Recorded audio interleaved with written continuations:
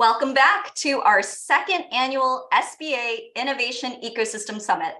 I'm Jennifer Shee, Director of Ecosystem Development for the Office of Investment and Innovation at the SBA. And we really hope you enjoyed your time in the breakout rooms. We're going to continue on with our main stage programming now. And as a reminder, this event does have closed captions if you need it. Just click the CC button down here at the bottom of the screen.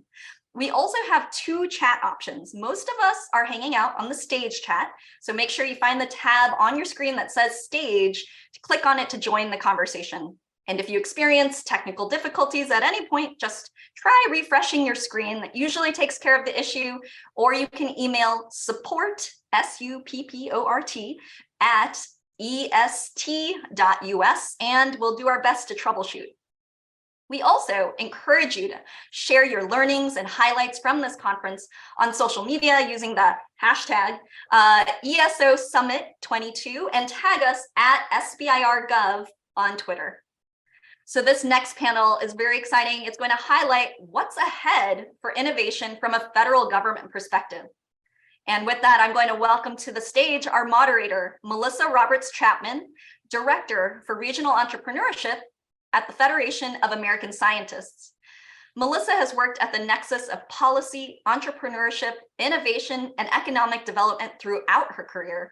And prior to joining Federation of American Scientists, Melissa was a senior program officer at the Kauffman Foundation, where she led a grant-making team focused on building more inclusive, collaborative, and vibrant entrepreneurial ecosystems in the heartland.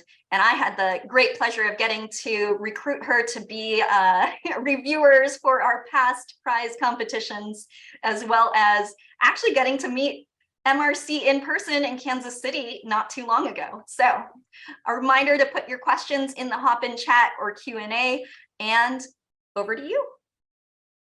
Thanks, Melissa. Excellent. Well, thanks, Jen. Good afternoon. My name is Melissa Roberts-Chapman. And as Jen said, I'm the director of the Federation of American Scientists, where I lead our team's work on entrepreneurship and ecosystems. So over the past 2 days, we've heard a lot about federal funding, supporting American innovation in different ways. And with me now are some amazing guests who are looking at the big picture and can help us understand what's really ahead for the future of innovation in America. So first, our panelist is Jason Rakji.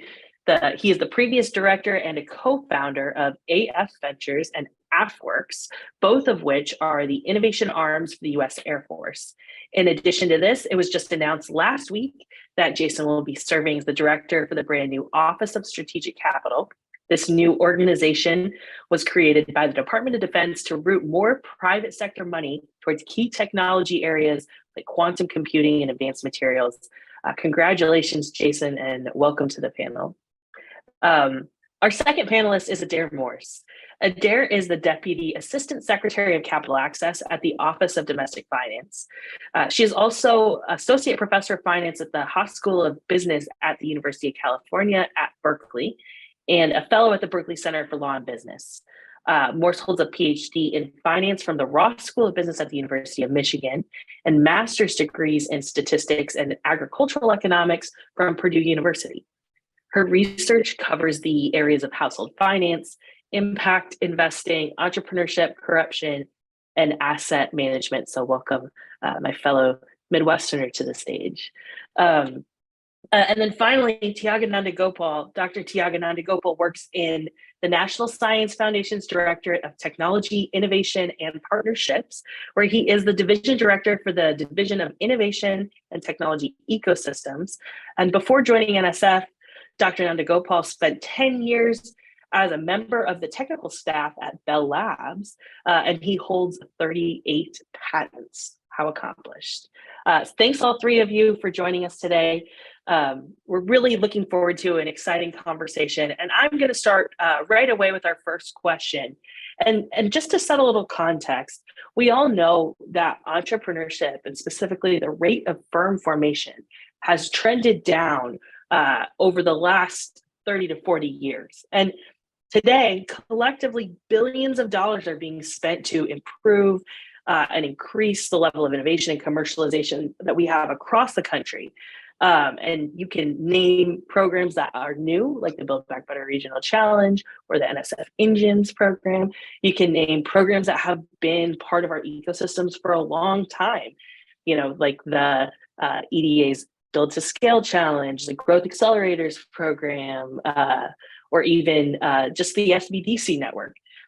So with all of this funding out there in the ecosystem, when you look across the landscape, what makes you optimistic about our future?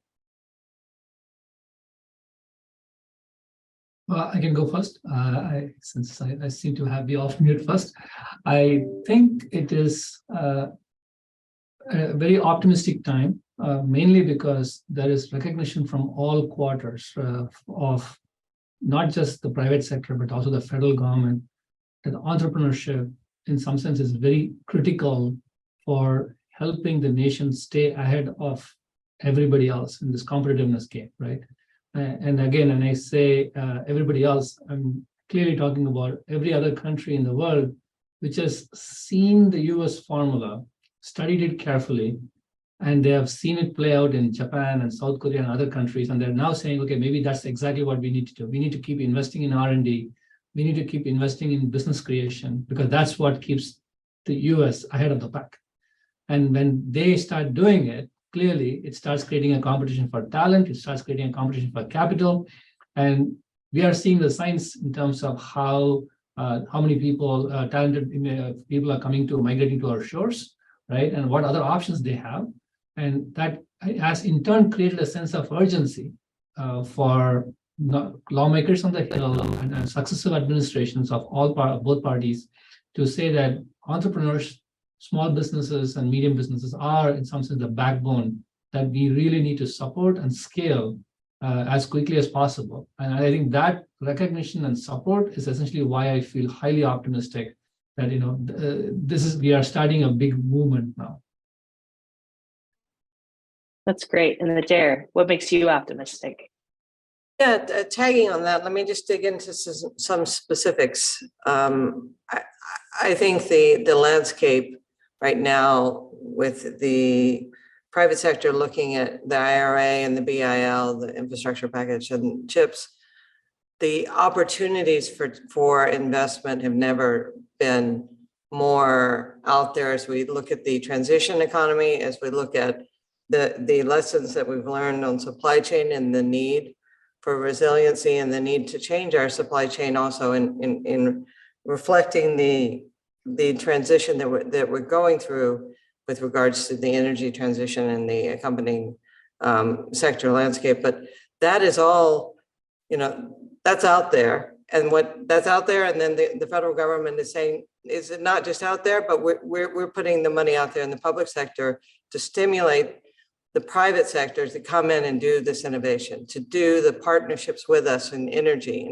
in EV, in resources. So the resource, there's a lot of conversation about energy and EV, and all the pieces that go into the EV transition. There's so many innovation and SME sectors that are at play there. But also think about resources, things like I love to talk about natural rubber and bioplastics and nature-based materials and climate smart ag, right? Vertical farming, nutrition, et cetera, right? There's so much going on in innovation in all these sectors, housing, manufactured housing solutions. All of this leads to different kind of development across the country, a democratization of the innovation economy, because it is a transition that involves a whole landscape of the United States coming to bear in this transition and entrepreneurship being everywhere. And so finally, I guess beyond those pieces, I should just say one thing about infrastructure, right? Infrastructure, we think of infrastructure as being a government thing, but if you combine infrastructure with the need for the transition economy, green steel and cement and fibers and packaging and supply chains and other things, the opportunities there just keep going and going. So I think that's where I would like to, just to say, the stats, Melissa, that you said, maybe that's true, but that's not the way it feels, right? It doesn't feel like we're in any downhill where there's so much going on. There's such a good time to be in the innovation sector. Excellent. And Jason, the last point is yours. What makes you optimistic? I mean, I'll hesitate to repeat my fellow panelists here, but I think just from the lens of the Department of Defense, one of the things that makes me really excited to work with the innovation sector and some of the new policies and programs we're bringing to bear is that for a long time, the department has had the mantle of carrying technologies, emerging technologies forward for the country. But all too often, we left a lot of those technologies advanced, but not commercialized.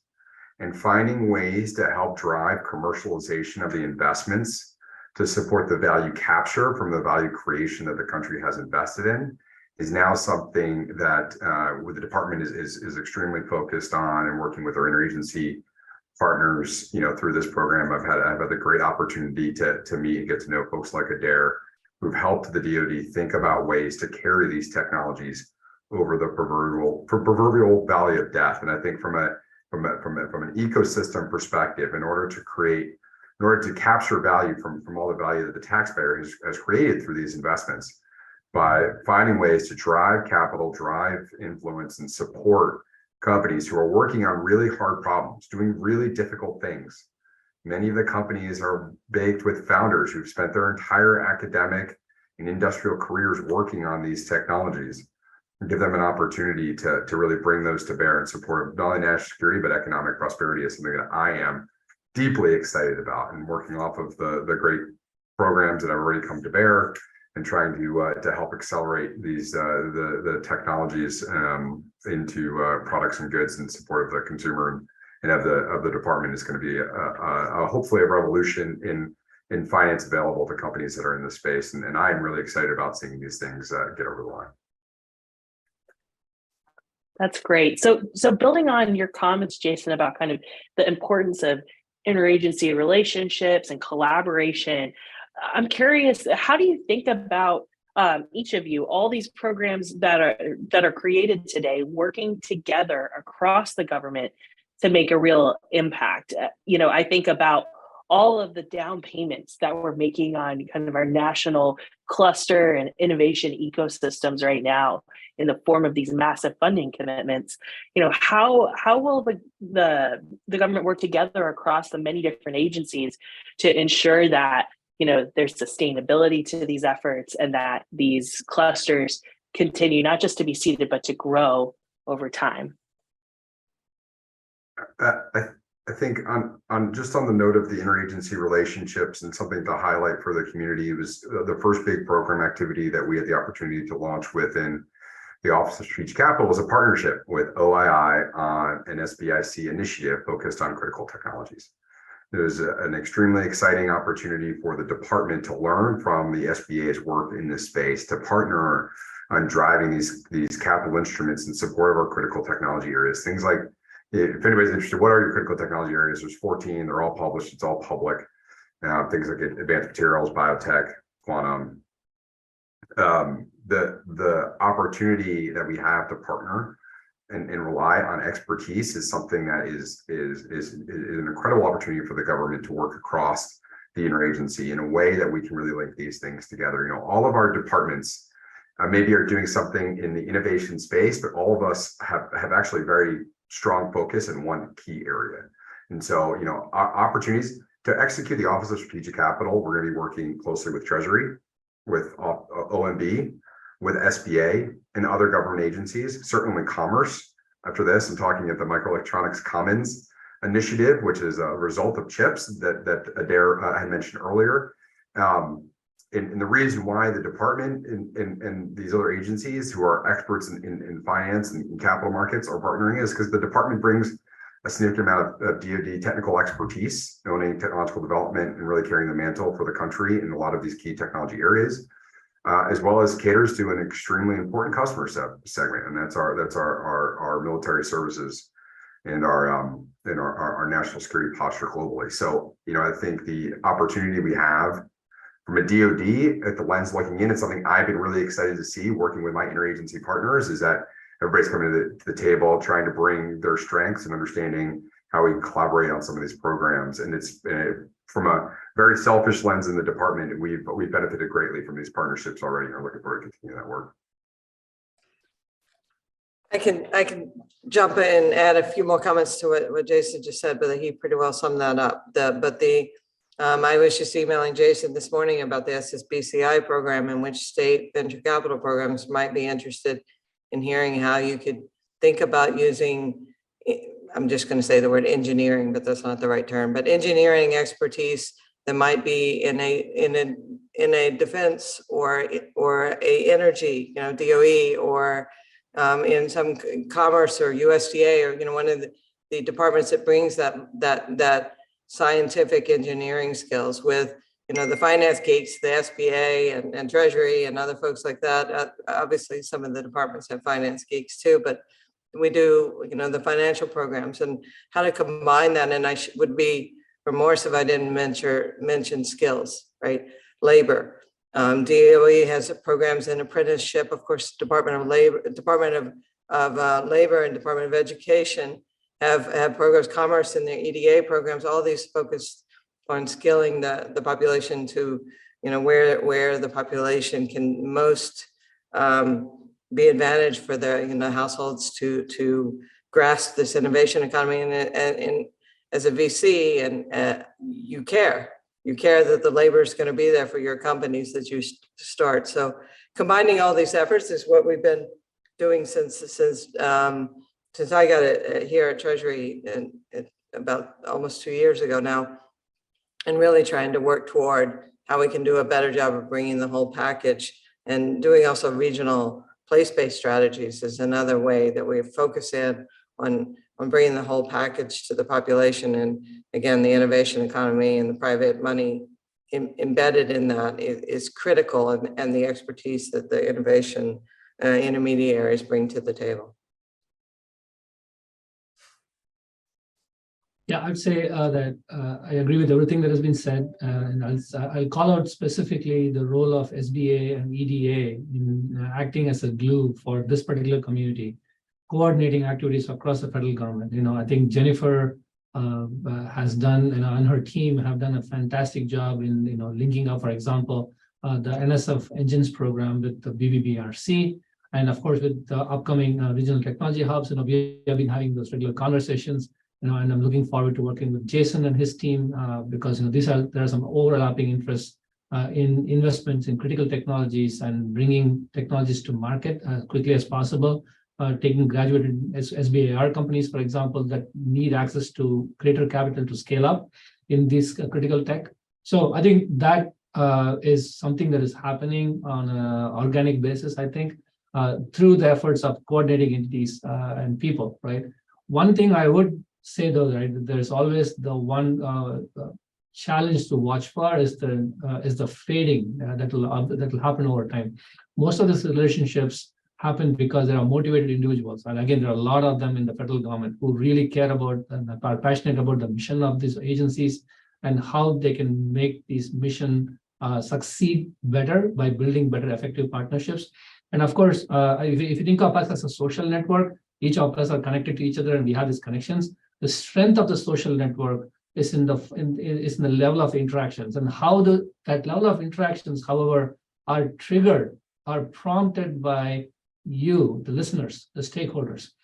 We are here to serve you, right? And the more we serve you, the stronger these relationships become among the agencies. So in some sense, we want you to do the job of holding us accountable for maintaining these relationships. So when you kind of prompt us, hey, what happened? How are these two groups working together? It prompts us to re-strengthen those alliances, those friendships, and those networks that we have between the agencies. So that's a job for you to play to help us succeed as well. That's great. And I think that's a good reminder for ecosystem builders. I've been one for a long time, and so often, your head's down, you're focused on the work of helping entrepreneurs in your place. And the way that you interact with these federal government programs is responding as an emergency during a 60-day kind of time period. But it's a great reminder that this is not just, a single funding program here or there. Those are representative of not just ongoing relationships across the federal government, but an ongoing focus point for these different agencies. You know, there are people running these programs and managing communities of awardees. So there's always more opportunities to engage, to start conversations. And so kind of keeping with that same theme, the audience in front of us is really America's boots on the ground when it comes to helping encourage and guide entrepreneurs across the country. So based on the information that you have and what you see sitting in DC, what advice would you give our ecosystem builders across the country? How should they think differently? What should they think more critically about? What would you like to see more of to help you meet the goals that you've set for our country? I can perhaps go first this time. So let me lay the setting again of the transition economy. Things are changing. There's lots of opportunity. That means a lot of things. That means that the federal government needs help structuring financially, and that you can bring that to bear, right? There's lots of programs. There's lots of funding opportunities out there across the board, and bringing to bear the structures and working with the federal government in the co-investment and leveraging opportunities is a thing that's really important on the innovation side, in a way that the private sector has not been involved in the innovation side before. You know, case in point is Jason's new office in DoD, right? New things coming to bear, and it's across the board with different agencies, including in Treasury with the SSBCI. Second, because it's transition, it's not a zero-sum game. The transition, everyone wins together. So the snowball effect of jumping in and really moving across, moving the economy in different ways with different innovation, different supply chains, different breakthroughs is not a zero-sum game.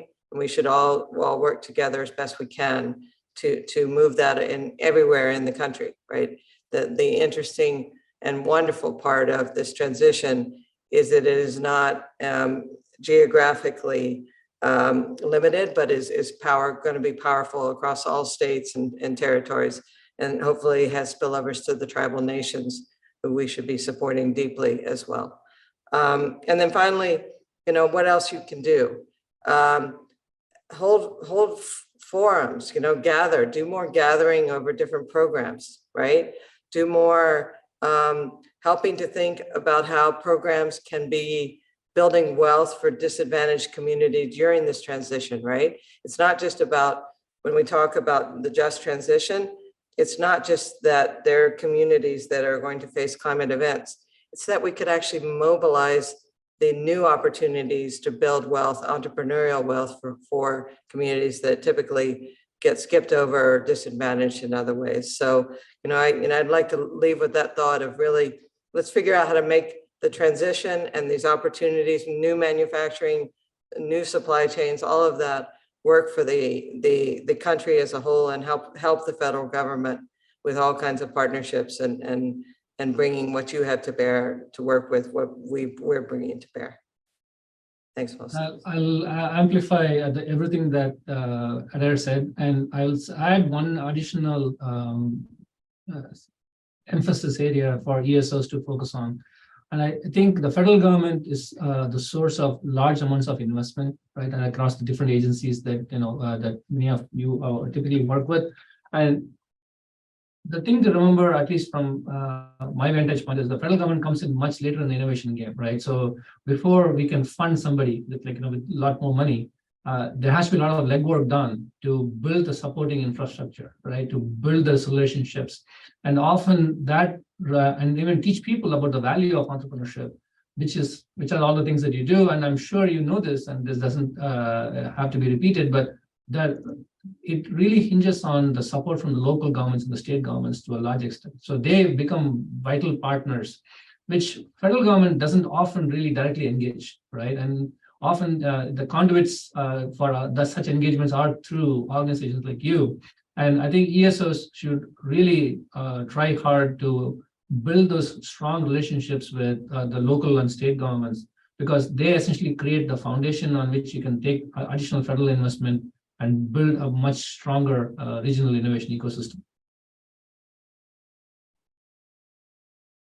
I am just, I think it is such a cool way to think about it, the way that the community is engaging on these topics right now about how, as Adair said, this transition economy is one where everybody can be a winner. And that is such a rare thing, to be honest, right? That is not normally how the economy works. But with the revitalization of programs that helped us grow significantly post World War II, but doing it in a modern approach, understanding the difference in the economic conditions that exist today and how much value we can drive for all of our critical stakeholders. I mean, it's such an incredible opportunity. It's such a great time to be in government, to be honest, to be building ecosystems, to be honest, because you have an opportunity now to get out to the community and bring folks in who traditionally would not be well represented. You have an opportunity to get out and bring in people who traditionally have never thought about doing this work because the government is leaning forward and creating the economic conditions, I think, to make some of these areas truly attractive to a wide variety of individuals, and is attempting the best we can to build it in a way that supports the community writ large, and collaborating across the government to be able to bring those to bear is something that I think it's just to take a second, is a really, really great opportunity, and it's a really great time to be part of doing this work. I would ask the ecosystem builders out there to continue to work with the U.S. government as we launch new things and try new things and experiment and exchange and provide feedback to the wider community, provide feedback directly to the USG folks in DC, provide feedback directly to us in the Department of Defense on how we can do our job better. That is our role. We sit here to serve the community. We think we've got some really great opportunities to roll out, but at the same time, we know there's a lot more we can be doing. And so providing the forums, working with the communities, but also trying to take the time and energy to relay that feedback back to the government, I think, is extremely, extremely important. Thanks to all of you. Yeah, we have time for just one last question. And so I'm going to ask each of you for a lightning round to limit your answer to 30 seconds. I know this is going to be hard because we're talking about systemic issues here, but I feel as though you're up to the challenge. So, one of the things that's been mentioned a number of times in this conversation is the supply chain opportunity and the kind of growth opportunities that are available for small businesses. And I think this is very notable because the way that we've talked about innovation in the past has really left a lot of folks behind. They've made people feel like if you don't have a PhD in biology, maybe there isn't a place for you in the innovation ecosystem.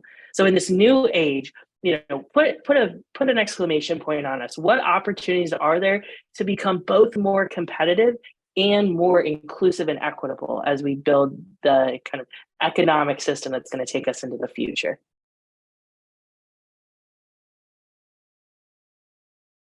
I'll take my first cut at this one. The National Science Foundation is typically known for supporting the kind of research that usually employs PhDs and the like, and it produces more PhDs in return.